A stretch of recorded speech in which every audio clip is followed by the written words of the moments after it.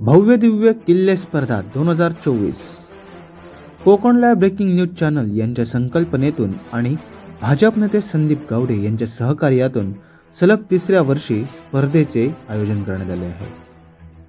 या स्पर्धेचे प्रायोजक आहेत संदीप एकनाथ गावडे, माजी पंचायत समिती सदस्य तथा भाजप पदाधिकारी।